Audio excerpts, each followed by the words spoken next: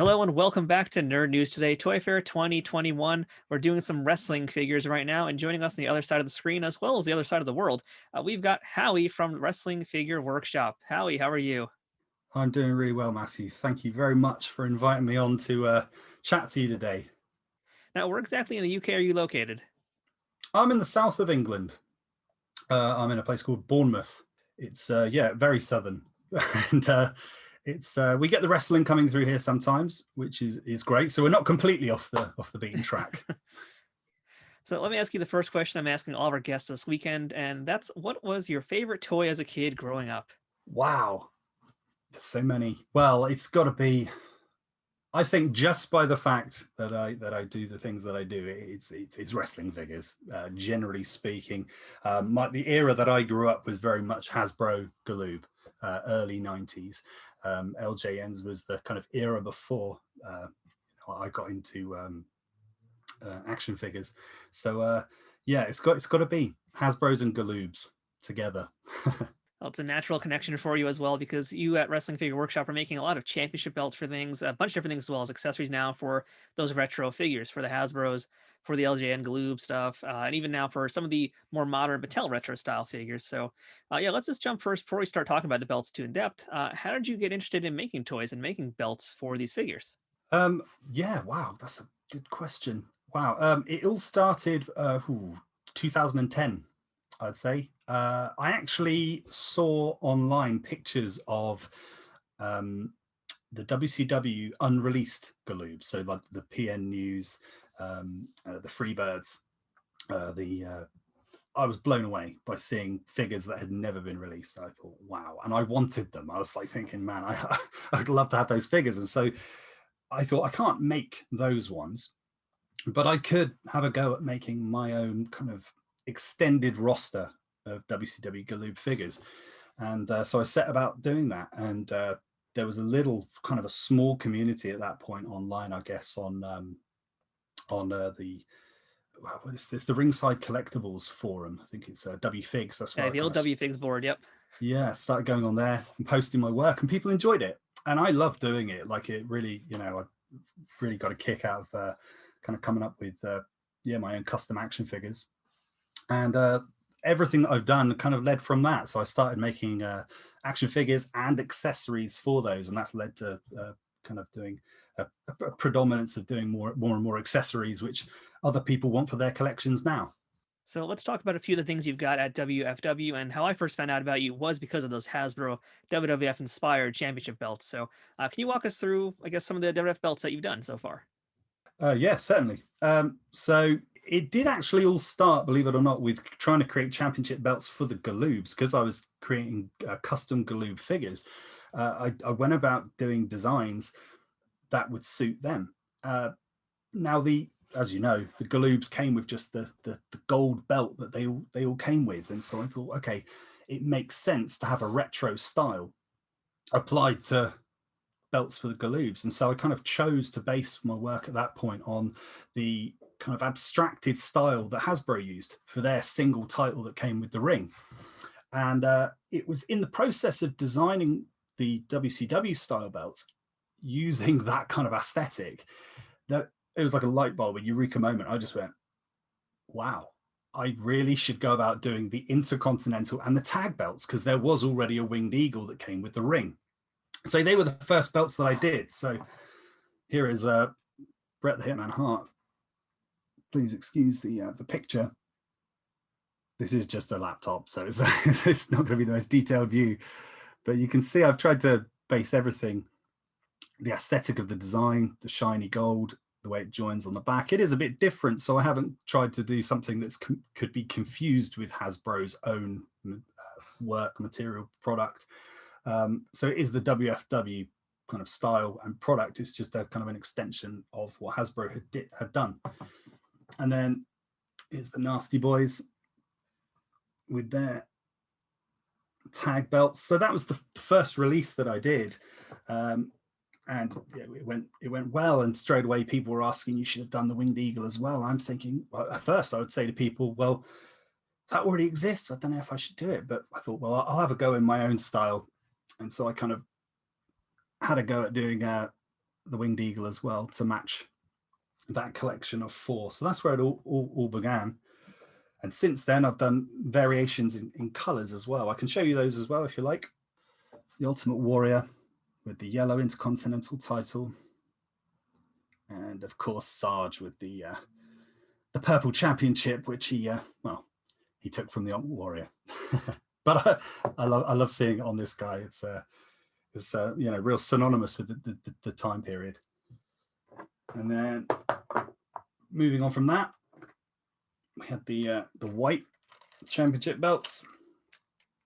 So Warrior with his white winged eagle, and Marty Jannetty with the white IC belt, and of course the blues, blue IC for Shawn Michaels, and a blue winged eagle for the Ultimate Warrior. And then the second series that came from after kind of exhausting the different combinations of colors that we could do for Hasbro. The next step, the logical step, was to go for to do the original belts that I'd intended to design, which is the WCW belts for the Galoobs. So here we are. This is a World Championship, the early '90s championship, as opposed to the big gold, but we may see that come in the future. And some UK exclusive Steiners with the blue tag belts as well. And it's funny, like when now that I've done all these kinds of things, it's I actually remember, like, when I was a kid, kind of thinking about championship belts for these figures, because they were never there in the '90s. And we used to have to, very often we'd use the Galoob belts with the Hasbros and vice versa, and you'd have to kind of use your imagination a bit. I used to imagine that I'd have an intercontinental title for Bret, and because this was one of my favorite Hasbros. I didn't get this guy in the '90s. I could never find him. I actually wrote letters to Hasbro's when I was a kid, asking where I could find it, and they sent me a really nice letter back, apologizing, saying that it wasn't being made anymore and everything. So this guy, when I finally got this dude, I was just, in awe of it. But for a long time, I used to imagine what it'd be like having an intercontinental title for Bret, and here it is finally. And I can share it with other people too. I love seeing, I love seeing what these belts as part of other people's collections. That's the greatest kind of reward for the whole thing, really, is seeing them out there. For me, I think my belt obsession with action figures began with the Hasbro era, because I had the ring, but for some reason the ring I bought didn't come with a belt, even though the belt was advertised. And that's what I wanted. Obviously I wanted the ring, but I wanted that belt. So, it took me years to finally get one. And then again, here you come along making your belts, and they're amazing. And we've reviewed them all on the channel as well. So if you guys haven't seen those, we're gonna have links to my videos, so you can check out my reviews and hear me ooh and ah and go crazy over them, because they're really amazing belts. I gotta ask though, how do you actually produce these belts? Are you making these single-handedly? Well, no, to get the quality that I do, I can't make them all myself. That'd be too much of a task. I'm a designer by trade, so I work in industry. So I have friends and I have connections who can help me produce these things. It would be impossible to get the kind of the quality if just by kind of hand molding them. But I use traditional processes as well as modern technology as well. I'm interested in using both. That's just kind of part of my nature as a designer, to do so. But that's what makes it possible. I think, I want to create a quality product, and I think what people expect if you're going to be out there selling something to people is a quality product. You don't want to be putting something that's terrible out there. So I think you've got a responsibility to make sure that you deliver, high quality that's consistent, and that can only be achieved, through batch production techniques. They're definitely super duper high quality. So, as far as how everything looks, yeah, I can't stop raving over it. I love what you're doing over there. So in addition to the championship belts, now you've just now started to dip your toes into accessories, and that is really cool. I think a lot of Hasbro collectors are going to absolutely need to have these to complete their figures. So can you walk us through some of the accessories you've been working on? Some that you've got released. I know you've got some now that are in the works. If you don't mind showing us those too. Yeah, certainly. Okay, so yeah, as an addition on and the move on from doing the championship belts, some of the accessories that were kind of missing from the Hasbro range, I've started to look at. So the first offering that I've done recently was the Arrogance for Rick the Model Martel, and a briefcase for IRS as well. And yeah, they've gone quite well. People seem to like them. Yeah, a lot of care goes into trying to develop. It's a funny word to use, but yeah, I tried to innovate with this. So it's one of these things. It's a bit of a quandary that you're faced with, where you think, okay, this guy, he hasn't got an open hand. How's he going to hold an accessory?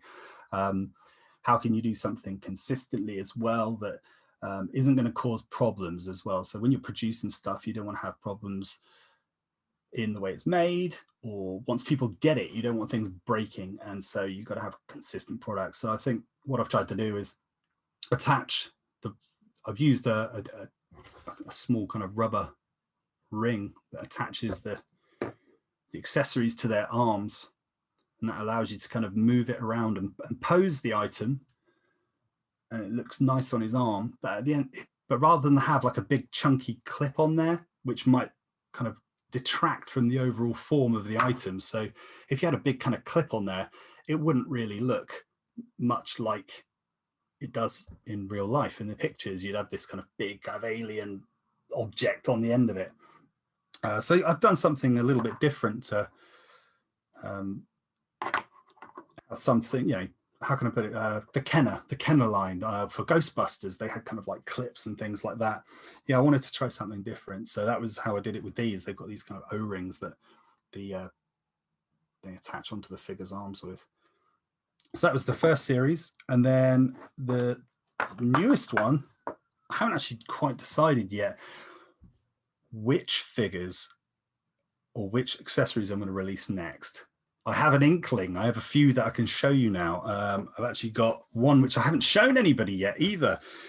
So the first two which have been shown is Berserker's sword and the Warlord's staff, his W staff or his scepter.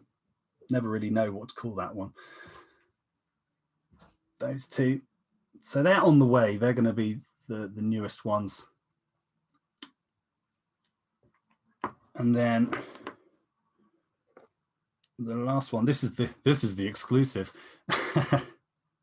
So we have a red zap stick for shock stick, zap stick, can't quite remember what they called it, but a red one for the Mountie, and he's also wearing his Intercontinental Championship here.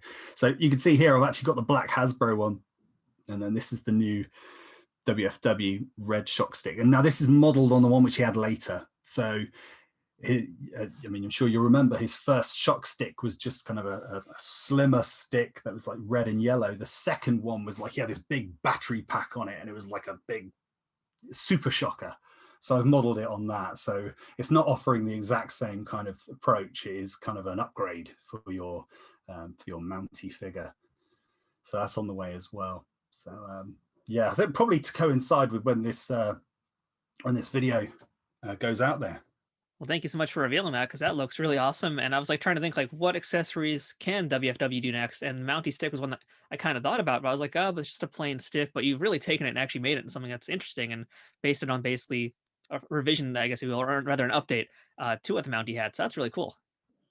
Yeah, it's I get lots of suggestions. People love interacting with when I post my work. They give me their suggestions of what they'd really like to see, and that's always really, really helpful, and that's really, really good. Some of it is you know, I've thought quite long and hard about the stuff that I'd like to do, but sometimes I'm really surprised by the stuff that people come up with or suggest. Like a guy recently, he suggested the gator claw for it's like a necklace for Skinner. Oh wow, yeah. And I thought that's I hadn't thought of that at all. So, but I thought actually that's quite doable. I can probably do that. And yeah, I think there's also some of the guys in the range who actually did have some accessories. I think they could actually have a few more. There's more that can be done. I'm a big believer as well. It's not what you do, it's the way that you do it as well that helps with this. So, I mean, yeah, I mean, I take a lot of time in order to differentiate with what I do. Like I said, I'm really into kind of making sure that the quality is there. So, for instance, with this Berserker, it's not just the kind of the aesthetic, which I've designed it so that proportionally it fits the look of the Hasbro range. You're not designing a sword for Berserker the man. You're kind of, this is a sword in the Hasbro world. So you have to think about how you abstract that information from the real sword and make it right for this guy. And then also he's got this big hand, which obviously it was the Hacksaw Jim Duggan torso. Well, the whole thing except for his head was Hacksaw Jim Duggan pretty much from the Hasbro line. So the hand is very kind of open. It's not a slim kind of grip. So you have to think how you're going to make that fit, and you've got to have a kind of a good, satisfying kind of click into position. And then once it's in his hand, you don't want it to be flying out and poking you in the eye. This thing's got to stay put. So that takes a bit of doing. It's a bit of experimentation to really make sure that once people get this, it's not just what they see, it's what they feel and what they do and how they feel about how this really, fits with the line. And yeah, it's how it kind of interacts and fits with the actual figure itself. Yeah, like Warlord here. This is this guy. He's got this little. It was pretty much based on the Masters of the Universe kind of technique. This kind of goes back to like my earliest memories of toys. Like He-Man was probably the first action figure I ever owned, and that sword with the way that it clips onto his hand. This was the obvious thing to do. Again, this kind of, what do you do? How do you make a figure who's got an open clawing hand hold something? So that's the obvious way to go about it, is to kind of give him that kind of Masters of the Universe kind of clip. Yeah, it's totally innovative how you're doing that. I love how you're basically working with limitations of the figures because, yeah, they're not really meant to hold things for the most case. So it's really cool that you're not only going back to making stuff for these retro figures, but you're using other retro figures to inspire these innovations. Absolutely. And it's yeah, that it's the only thing, like I say, I mean, it's kind of going back to the recesses of my memories as a kid, and and thinking about what I've seen and interacted with, and what will work. But yeah, it's cool, like you say, that I can dip into the annals of not just wrestling figure, but action figure history to be inspired like that.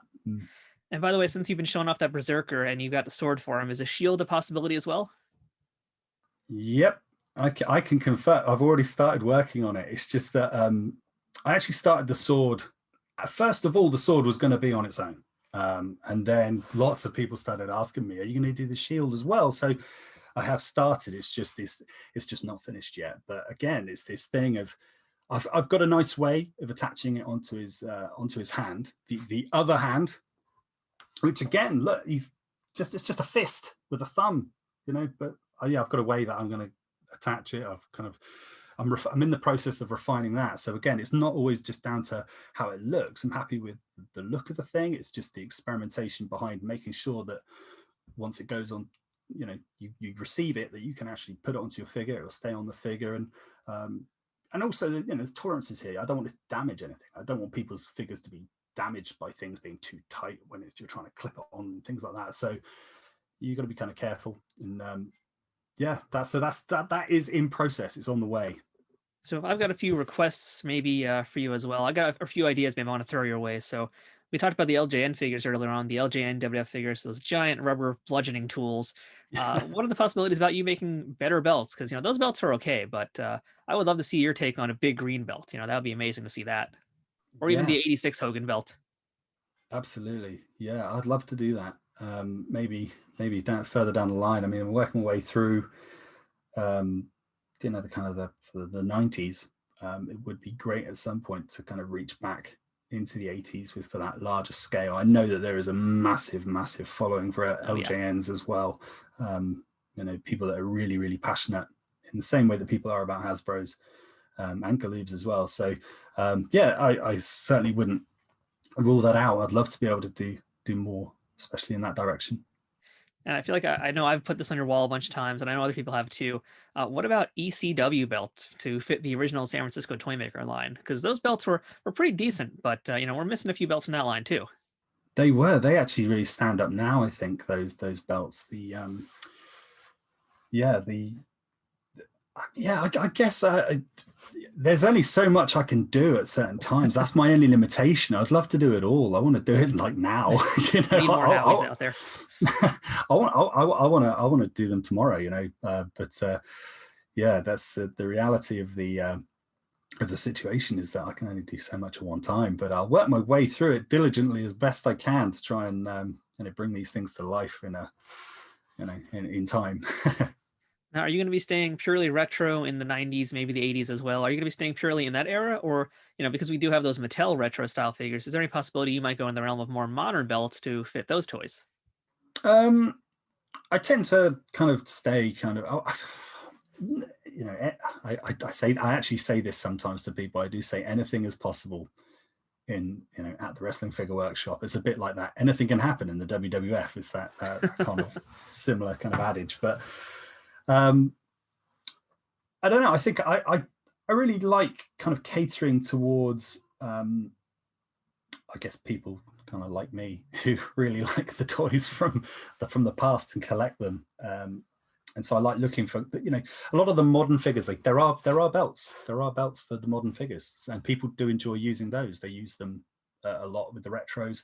Some of my belts work really well with the kind of Mattel retros, but so I'm not quite as interested in doing the modern stuff.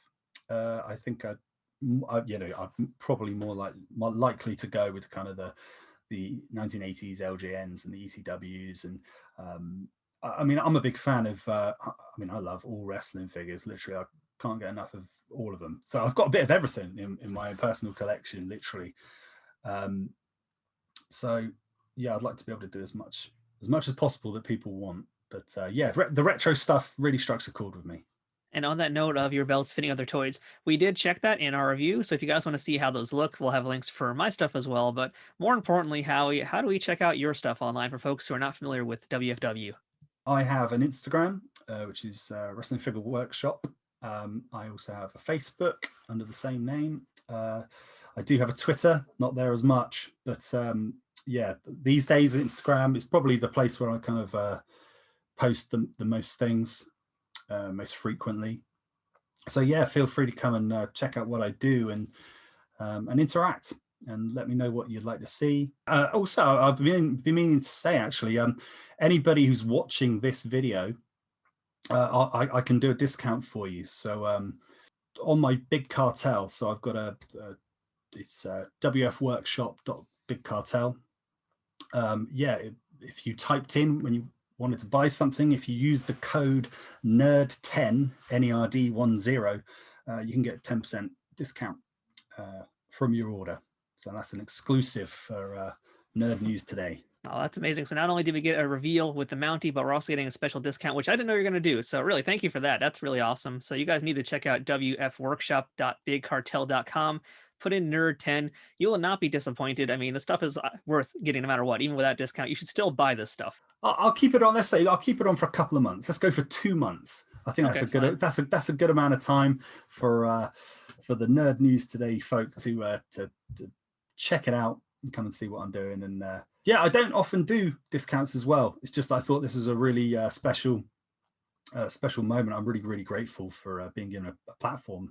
This is the first time I've done anything like this where I've verbally got to talk, get to ramble. I have a tendency to ramble about this. My family get driven crazy. But it's not rambling. Trust me. I've got ramblers in this channel, and that's the joy of editing. But either way, yeah, thank you so much for doing that. So you guys definitely have to check out wfworkshop.bigcartel.com, Nerd10 for that 10% discount. So it's February right now. So you've got March and April to take advantage of that code, and you really should. So again, Howie, thanks so much for being here with us today. You were awesome, and hopefully you do more of these interviews because you're a natural at this. You're like Ric Flair. Oh, really? Well, yeah, representing. There you go. Thank you very much. It's that's a very, very kind thing to say because I was a little bit nervous. Like I said, it's the first time I've done it. So, but it's something I'm really, truly, truly passionate about. So I love talking about it. So, who knows? Who knows? Might get to do these things again. I hope so. So yeah, until next time, Howie, thank you so much from Wrestling Figure Workshop. Do make sure you check out his stuff, follow him on social media. And as for Nerd News Today Toy Fair 2021, well, stay tuned. We've got plenty more coming up real soon.